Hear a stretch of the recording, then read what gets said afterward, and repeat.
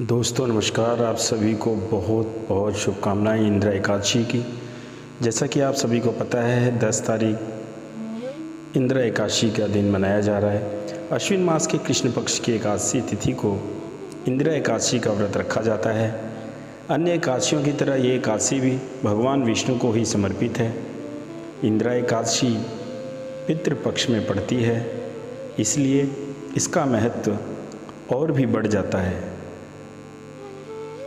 धार्मिक मान्यताओं के अनुसार इस दिन व्रत रखने वाले जातक को धन समृद्धि के साथ साथ अपने पितरों की आत्मा को मोक्ष प्रदान करने की शक्ति भी मिलती है।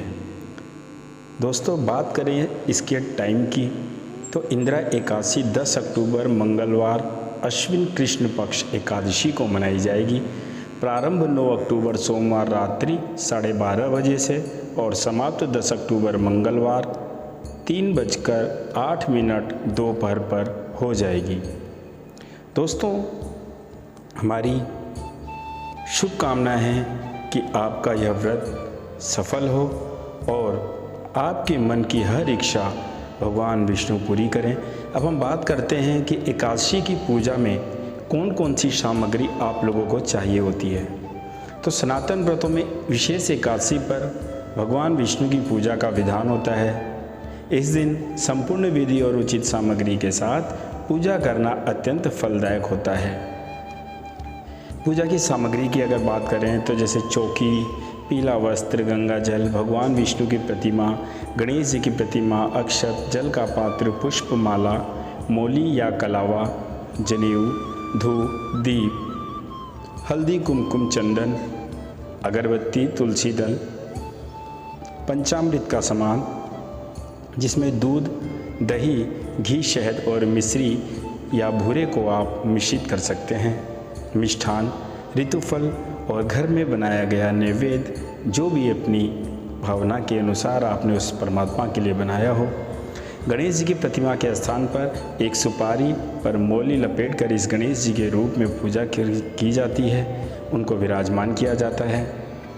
इस सामग्री के द्वारा ही एकादशी के दिन भगवान विष्णु की आप विधिवत पूजा कर सकते हैं। और पूजा करने की जो विधि है अगर बात हम उसकी करें तो एकादशी के दिन ब्रह्म मुहूर्त में उठकर किसी पवित्र नदी में स्नान करें। अगर संभव हो पाए तो स्नान से पहले मिट्टी, तेल और आंवले का लेप शरीर पर लगाएं, इसके पश्चात स्नान करें। अगर आप किसी नदी में स्नान नहीं कर सकते हैं तो घर में ही पानी में गंगा जल मिलाकर स्नान करें और अपने मन के अंदर ऐसा भाव लाएं कि आप गंगा जल से स्नान कर रहे हैं। अब आप घर में पूजा स्थल को भी गंगा जल छिड़क कर शुद्ध कर लें। इसके बाद आप भगवान विष्णु के समक्ष दीप प्रज्वलित करें। आप एक आसन पर लाल या सफ़ेद कपड़ा बिछाएं, इस पर आप भगवान विष्णु की प्रतिमा को स्थापित कर दें। भगवान नारायण की प्रतिमा के साथ आपको कलश की स्थापना जरूर करनी है, इस चीज़ का आप लोग ध्यान रखेंगे। अब आप भगवान जी को धान्य, लाल वस्त्र, पुष्पमाला, नारियल, सुपारी, ऋतुफल, धूप, दीप, घी, पंचामृत आदि अक्षत, तुलसी दल, लाल चंदन और मिष्ठान समेत संपूर्ण पूजा सामग्री अर्पित कर देंगे।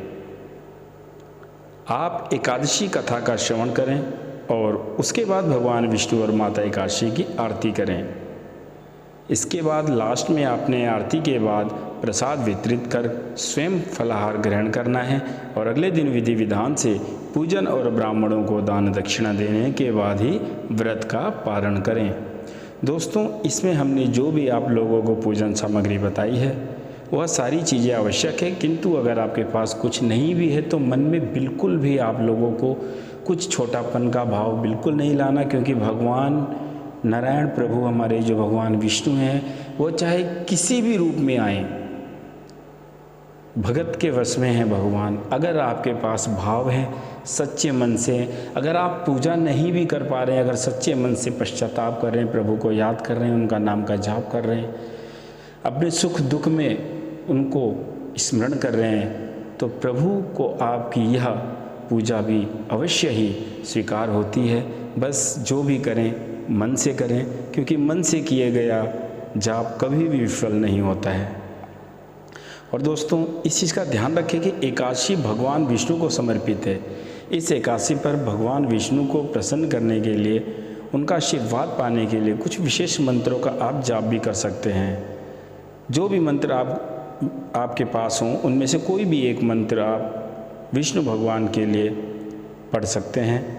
उनके स्वागत में उसको वाच सकते हैं। जैसे मैं एक दो मंत्र आपको यहाँ पर पढ़ के दिखा देता हूँ। सबसे सिंपल, सबसे सरल, किसी भी एकादशी में अगर आपको कुछ भी नहीं आता तो आप केवल इतना बोल दीजिए, इस मंत्र का जाप कीजिए कि ओम नमो भगवते वासुदेवाय। दोस्तों सब मंत्रों का सार है, भगवान विष्णु का अति प्रिय नाम है। तो आइए एक बार दोबारा आप लोगों को बता देता हूँ, ओम नमो भगवते वासुदेवाय। दूसरा साधारण सा मंत्र है दोस्तों, कृष्णाय वासुदेवाय हरे परमात्मने प्रणता क्लेश नाशाय गोविंदाय नमो नमः। एक बार पुनः रिपीट कर रहा हूँ, आप नोट कर सकते हैं या फिर इसे ध्यान से सुन लीजिए। कृष्णाय वासुदेवाय हरे परमात्मने प्रणत क्लेश नाशाय गोविंदाय नमो नमः। इस मंत्र का जाप कर सकते हैं। जीवन में आंतरिक पारिवारिक क्लेश दूर होते हैं इस मंत्र से। और तीसरा है दोस्तों, नारायणाय विद्महि वासुदेवाय धीमहि तन्नो विष्णु प्रचोदयात्। यह मंत्र भी भगवान विष्णु को अति प्रिय है।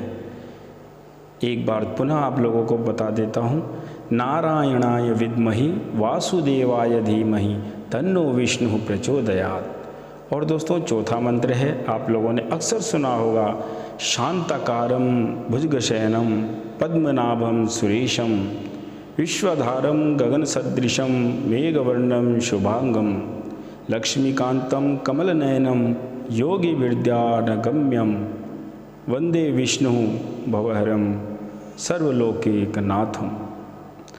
इस मंत्र का जाप भी आप कर सकते हैं। तो ये 2-4 मंत्र मैंने आप लोगों को बताए जो आप एकादशी के दिन भगवान विष्णु के लिए अपने मन में जाप कर सकते हैं। दोस्तों आशा करता हूँ, उम्मीद करता हूँ कि आप लोगों को मेरे द्वारा दी गई जानकारी अवश्य ही हेल्पफुल रही होगी। और अगर आपको लगता है कि मेरी कोशिश सही दिशा में है तो प्लीज़ एक छोटा सा लाइक ज़रूर करें और अपने परिवारजनों के साथ, मित्रजनों के साथ इसको शेयर करें। जय साईं राम, जय श्री राम, जय माता दी, वाहेगुरु।